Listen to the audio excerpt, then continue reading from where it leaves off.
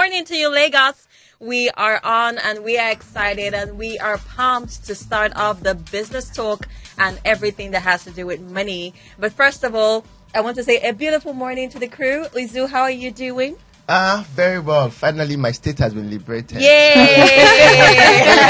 You guys are so excited yesterday. I feel like Kutekinted, I just left the camp.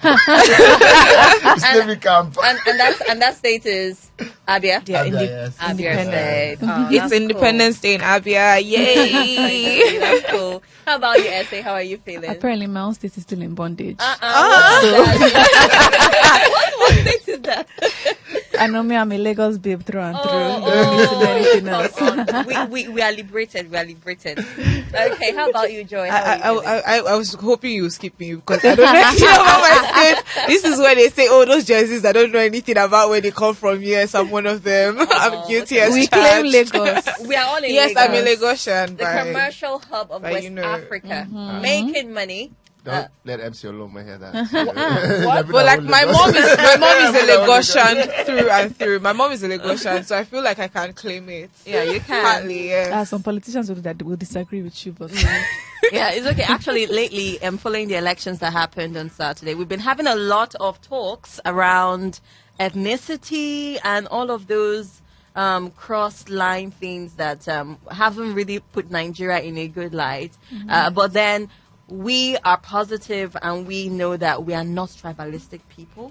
We love ourselves. We are one Nigeria. And we're going to continue to make this money. Because while we were having those discussions right here on air, someone called in and said that, you know what, there is nothing like Yoruba or Igbo or Hausa. There is nothing like Christian or Muslim. It is simply rich and poor. Yeah. Right. The money is what separates people, not really all of those things. So make more money. That's exactly what we're saying. Yeah. And that's what we're here to do. We're here to tell you how to make more money. So, yes, you're welcome to the business show.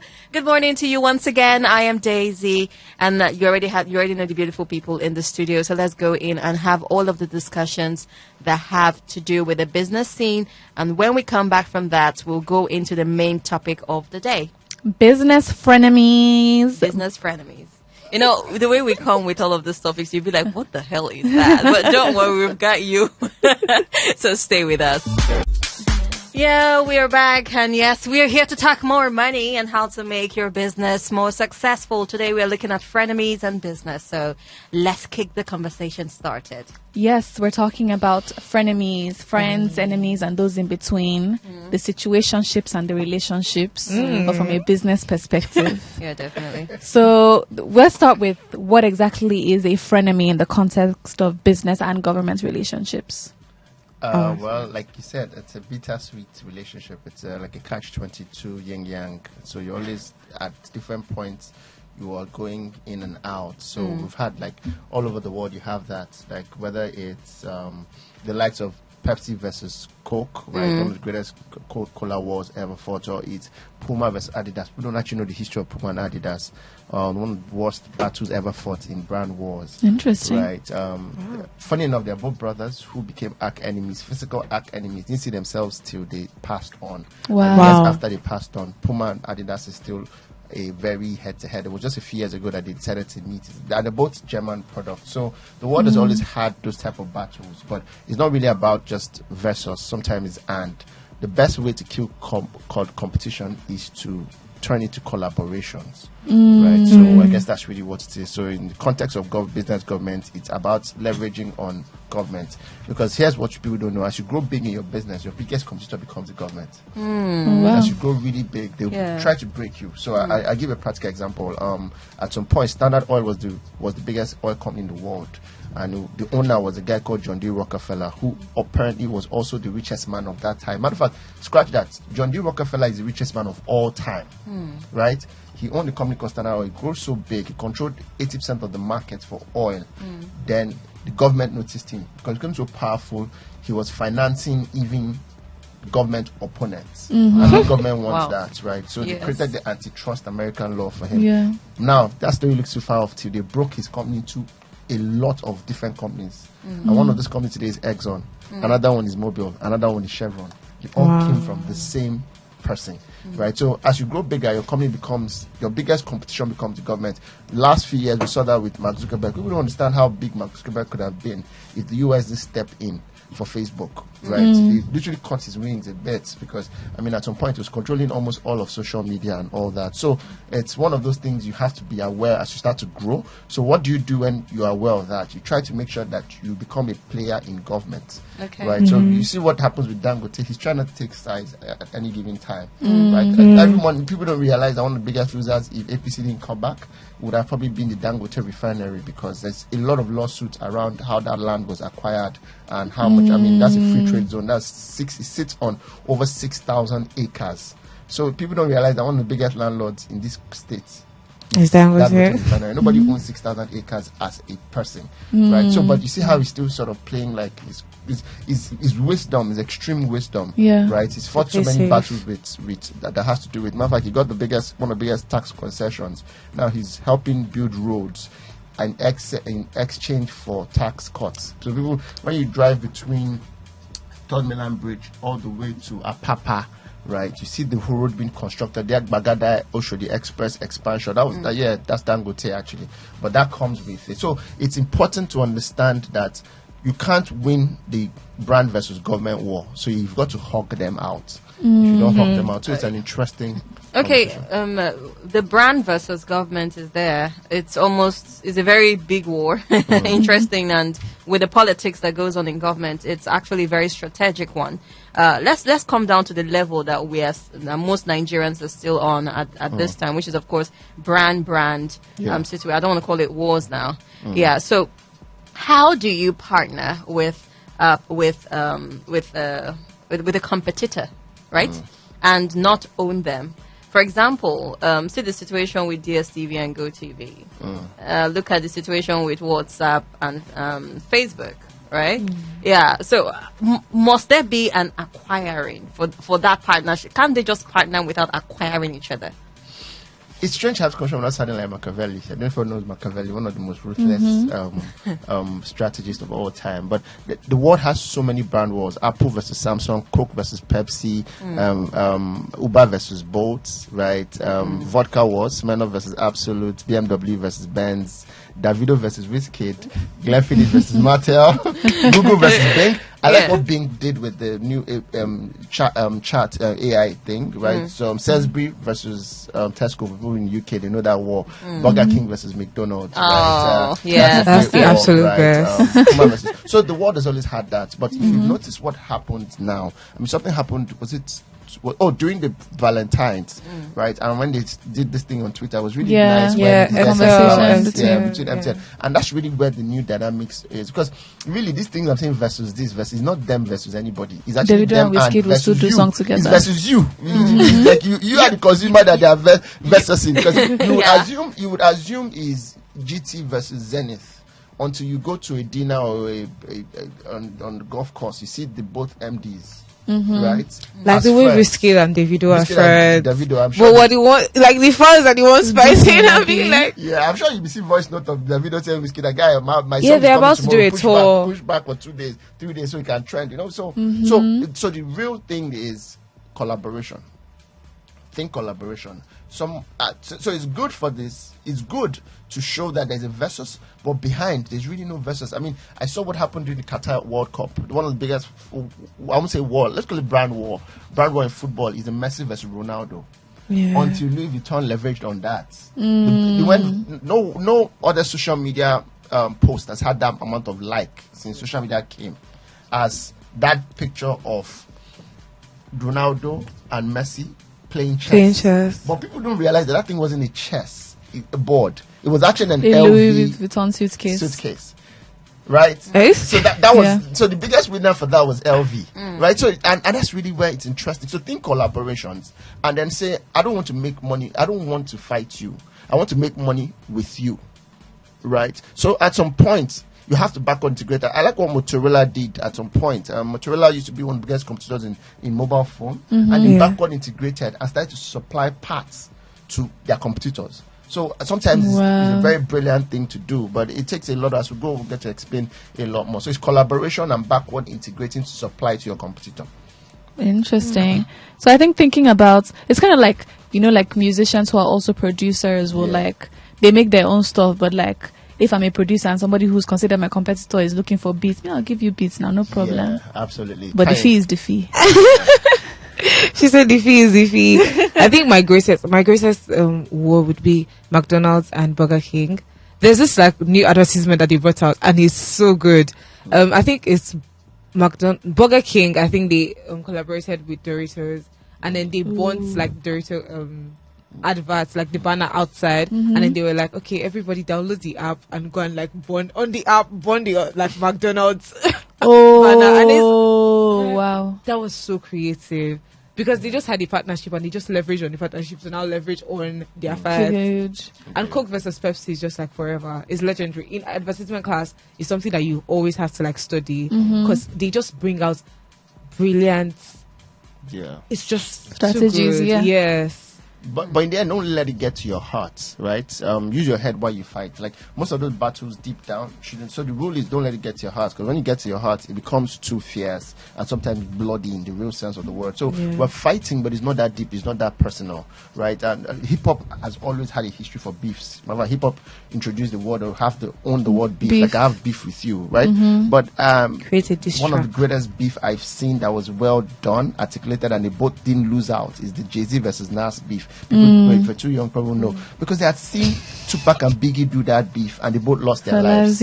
Right. So I think that's one of the greatest things during COVID. The greatest invention for me in showbiz was the Versus. The Versus. I don't know if you ever saw the Versus. Yeah. And when they put Monica and Brandy on Versus, that was a classic, because people don't know the history of The Boy Is Mine and the song Boy Is Mine. So I think that people should understand what spectators want. See, this thing called competition is a spectator sport. When I spectator sport is two guys fighting and a whole crowd, right, cheering, like boxing, literally.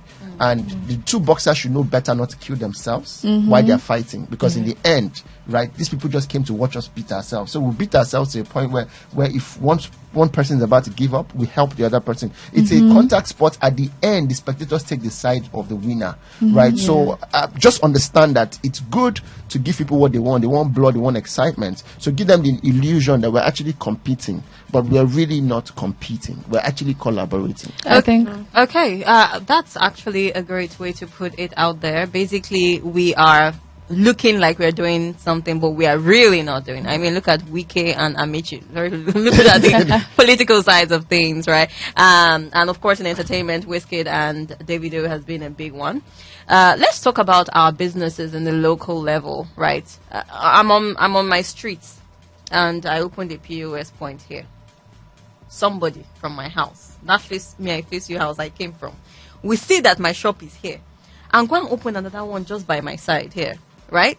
And basically making me to lose customers. How then just looking at the most basic business scenario, how can those two people work together to maximize this collaboration? Yeah. Okay, that's a bit heavy, but in the real sense of the word, one person has to be the bigger man. Okay. Because look, here's the first thing in life: you really can't do much when emotions is the you can't do much with emotions. So, and let me just put this way: it's like boy-girl relationship, right? Relationship always for the guy that cares the less. In any relationship, people don't like to hear that.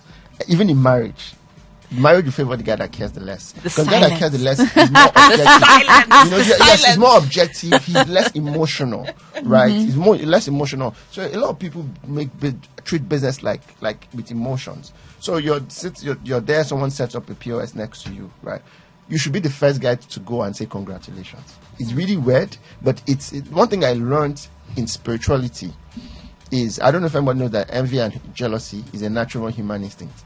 Yeah. Right? Natural, yeah. But there's a threshold when, if you pass that threshold, you're about to apply for witchcraft without knowing. Right? You're about to enter. So one of the things I learned very early, and this was my dad having this question, I was really young. I said, look, when somebody succeeds in something and you have a drop in your spirits, the best way to fight it is go and pray for the person. And get off that prayer and say congratulations. You see it sort of sell. So and that's what I'm saying. Like, you have to be the guy that's sending the message. Say, oh, congratulations, right?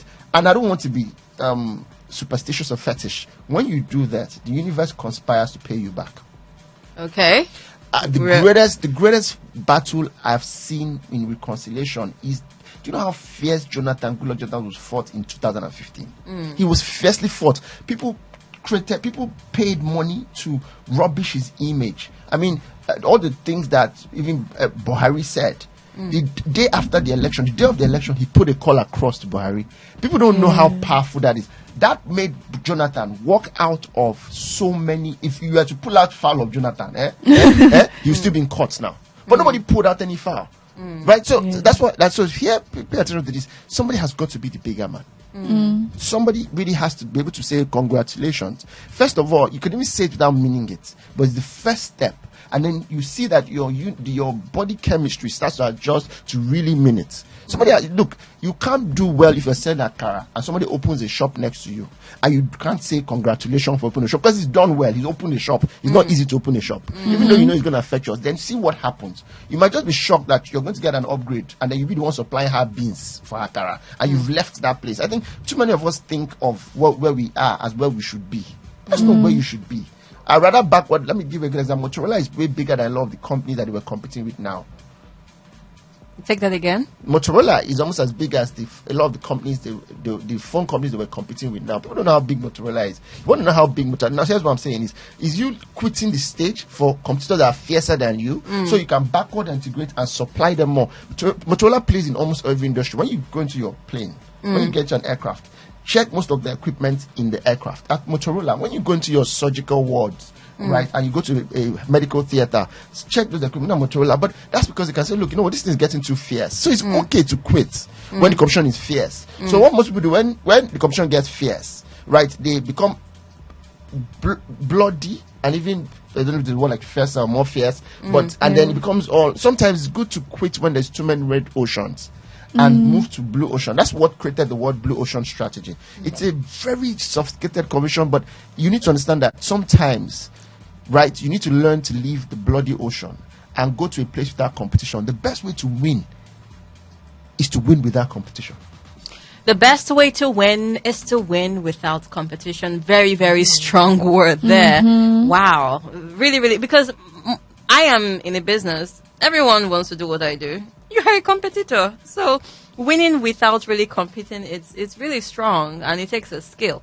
Let's go on to talk about other things right now. What are some of the risks associated with leveraging government relationships? You know, you talked about government relationship. At some point, government becomes your main competitor at some point, right? So how do you manage the risk? First of all, let's discuss the risk and then let's talk about how we can leverage this relationship with the government and how can this risk be mitigated?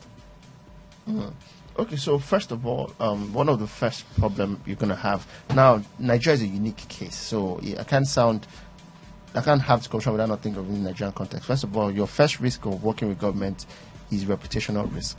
Okay. Right, reputational risk, and that's really. That's a thing. That's a thing, right? Nigerian government doesn't have the best reputation. So when you put your brand next to a government brand, know that people will look at that brand as very similar to your brand. Let me tell you how deep it is. Every time I see the NSAS pictures, you know, it was done, and the epicenter of NSAS was the toll gates. Yeah. This is how I'm very detailed. Every time I see that guy with one hand up doing that whole Malcolm X type of thing, I can't help but notice, right, that there is a LoadSat banner. You know, that particular place is a LoadSat. And you see how they were dragged, right, during that. So who put off the lights, you know, blah, blah, blah. But you know what's even deeper? I pay attention to the brands that were scrolling, right? Because brands were scrolling on the day people were shot. And those people have nothing to do with it. But that's the reputational risk I'm talking about. Yeah, it even applies, like we were talking about artists. When Davido went to go and meet with whoever he met with in Abuja, it was a thing for like a week of like, why? And it's not, he went on our behalf, or he said he wanted to go and talk to them on our behalf, but it was still like just him standing next to a government official created a conversation that was a reputational risk for him. Yeah, so you need to pay attention. So people should separate themselves from their brands. So it's okay for you to be a CEO who is in my friend, like in bed with a politician, but don't carry your brand along with it, right? Don't carry. I mean, I'm not going to go and see Lai Mohammed, and you wear Hexavia jacket. Like it's a reputational risk, okay, right? So that's really my conversation. Like, so you've got to pay attention to that reputational risk. Another thing you've got to understand is that with government contracts, right? And I don't know how people do this, right? I don't know. There are very few politicians. There are few entrepreneurs who want to move from being entrepreneurs to politicians. I don't know whether there is something in that politics that CEOs now retire and go to politics and their business starts to almost decline. I mentioned names. I mean, one of the biggest entertainment moguls in Nigeria that we forget is Ben Bruce. Right? What Ben Bruce was building with Silverbird was amazing. I mean, he literally resuscitated the cinema industry. But I don't. Let me just after the politics. And a lot of people went with it, and so is a lot of other things. I mean, shout out to Tony Cole who tried to go with the Rivers. Yes. I mean, Sahara doing well. So I think people should learn to differentiate themselves from their brand, and sometimes, right, not everybody is supposed to be in the middle of the ring. Okay, interesting. We're gonna go on a short break. And when we come back, we're going to have more of these discussions, and we're going to be winning some packages this morning, actually. So stay with us right here. We're going to discuss more on navigating the political landscape, your business, how to collaborate properly and not get dragged in the process, and how to maximize the relationships and collaborations that you have. Stay with us. It's time for us to go in and have your say right here on the show. So call in on 0818-242-6591, 0818-242-6591. If you're just joining us, welcome to the show. It's the business show. You've got me, Daisy, you've got Eizu, and you've got SA and Joy in the studio. So before we went on that short break, we were discussing collaborations, dealing with government, how to mitigate risk. And one of the risks that we mentioned is reputational damage. Yeah. So are there other risks to relating with the government? Yeah, financial risk. Government owes so much. Most of the time, they don't only owe salary, they can owe you. So one of the things people learn to do, which is genius, is do a 70%, a 30% markup on whatever you're doing with government, just so that in case they don't pay you the balance, your 30% will make up for that. Right? A lot of banks, and then make sure that you have proper agreements with the government parastatal you're doing business with. So one of the time when people get into bad debt is that, this guy was my childhood friend, he's now the minister, or he's not, but that minister is just one step ahead of being asked to leave, right? And then what happens? The new minister is fighting the old minister. So once your name is mentioned, I know a lot of people that went down with the Ambode saga who were doing contract, but I mean the new governor is saying, no, I don't know what you're doing with that, So you have to be able to be legal. So financial risk, legal risk, reputational risk, tighten all the loose ends with government, right? It's always important to do that. As a matter of fact, sometimes add PR to it. When you're doing those signings, don't let them do it in the closet. Take pictures so that when it happens, right, you can have that conversation. And one thing I've also learned that worked is being an international citizen in Nigeria. When you're an international citizen in Nigeria, it puts you one level of being untouchable, right? Because they don't want to touch you, because Nigeria knows that they have to redeem their image in the global. But people you can't come at in Nigeria. If you come at them, the world will look at you funny. Like you coming against the kind of thing Chimamanda said, Adichie, about his stance on certain things with government. You're not going to go against Chimamanda Adichie, because that's like going against Chinua Achebe and Wole Soyinka. That's the stance. So stepping out of Nigeria and being an international citizen is like what I feel like Burna Boy is playing so well with, right? One of the reasons why Fela, even though Fela in his prime, I'm talking about Fela Kuti in his prime, it was still that was military era, but I'm sure that just has a lot of image redemption to do with how they treated Fela and Fela's mom. So sometimes, and then lastly, is only community behind you.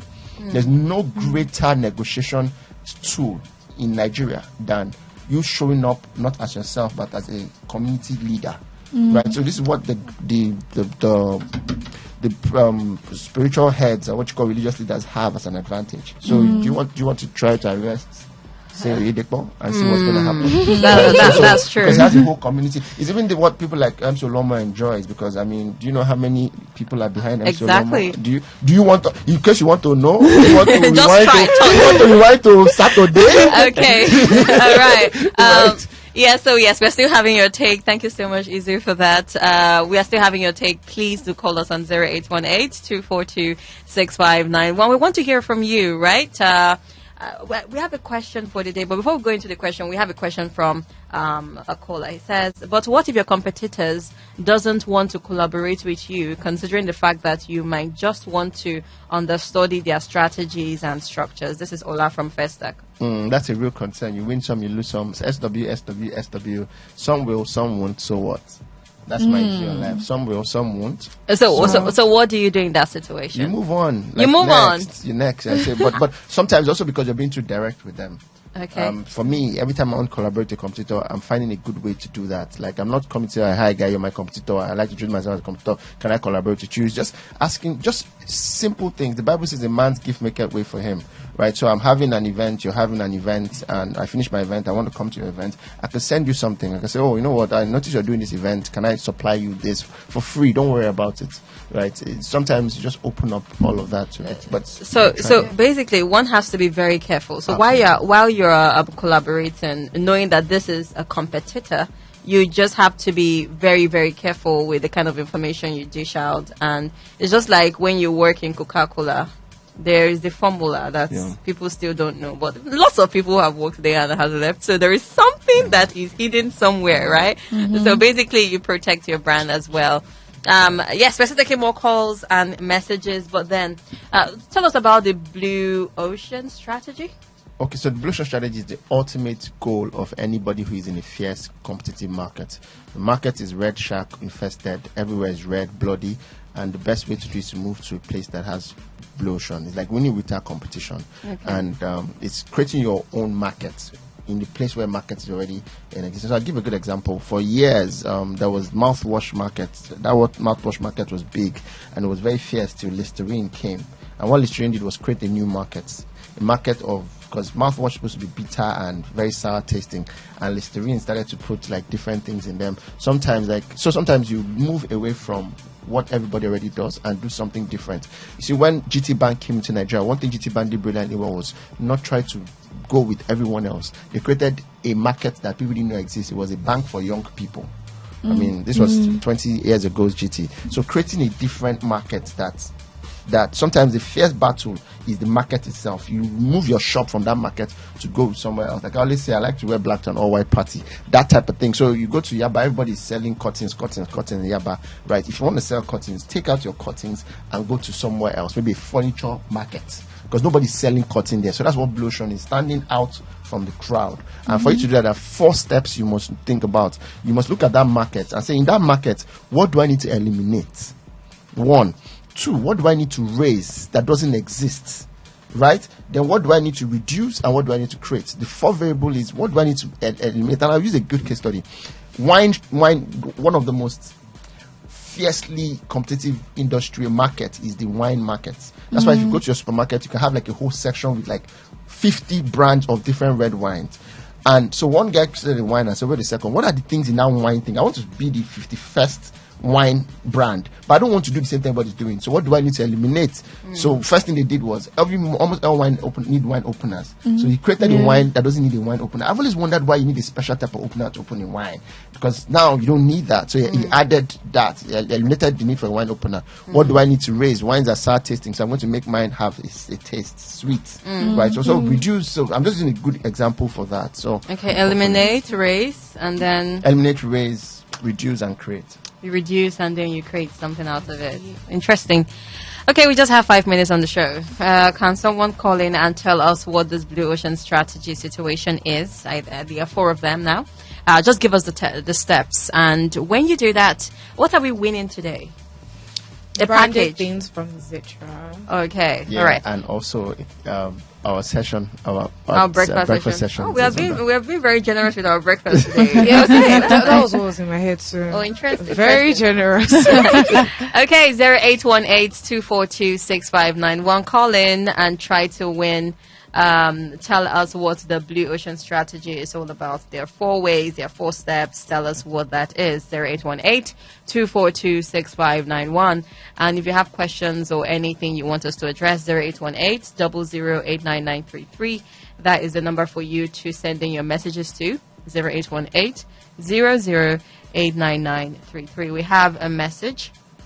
And someone says, would Eizu grant a collaboration with Ezekiel Solesi, or would Ezekiel allow Eizu, just for instance? Shout out to Ezekiel. Funny enough, I know what I'm saying. I've always been compared to Ezekiel. You know what's funny about it? Just to be practical, I was at Ezekiel's Live Simple Strategy Convention. Funny enough, me and Ezekiel started off our career almost at the same time. He did a lot of work with us in Hexavia, early days of Hexavia. So yeah, definitely, sure. Shout out to him. I still spoke to him last week. He's in Qatar currently going for... And so that's just the practical. That's just a practical example. Yes. Yeah. All right. So Ola, you have the answer to your question. It has been done. It's not. It's can he? Okay. 0818-242-6591. Anything you want us to address, and of course to win something this morning. We don't actually have much time. I think we need to wrap up now while we wait. While we see if one caller will call in. Okay, let's take this call. Hi. Hi. Good morning. Hey, hello, good morning. Good morning. Your name and where you're calling from, please make it snappy. Okay, this phone, I'm calling from Lekki and Okay, welcome. It's nice to have you. So what are the steps, the Blue Ocean Strategy steps? Just list them for us as fast as possible. Okay, basically, the Blue Ocean Strategy, like that my boss was saying, is actually strategy, a model you have to imbibe in a very, very competitive market. Okay, just list the steps. List it for us. Okay, well, it talks about eliminating. Okay, eliminate. Add. Okay. Remove and raise. Eliminate, add, remove, and raise. No. Did he get it? Yes, he did. He did? He got it? He said add, create. Add the same thing as create, actually. No, it's not. Essay is fighting. No, we're not giving this to you. We have a divided house. You have to collaborate with SA right now. Call again and collaborate with SA. Okay, but Eizu, really, let's look at what he said, right? Is he right? Yeah, he is, actually. He is. There are a lot of synonyms for this. Some people... So this thing is a Harvard theory. Okay. And sometimes they use raise, sometimes they use creates. Okay. Sometimes they use add. creates. Sometimes they use add, sorry. Okay. Creates, sometimes they use add. So I'd give it... depending on the computer here. Computer. No, you were like, it's a synonym, and I just Googled synonyms for create, and add is not here. Okay, you've won. Okay, you've won. It's settled. You've won. Thank you so much for participating. We have a winner for today. I'm so excited. It's actually working out. I was actually hoping to take the package. Okay. All right. I wanted to call in, but like it's impossible. Well, it's all right. Thank you so much, guys, for coming into the studio. We have to go in and take the news at 10. But guys, thank you so much for joining us. You already know what Hexavia we have literally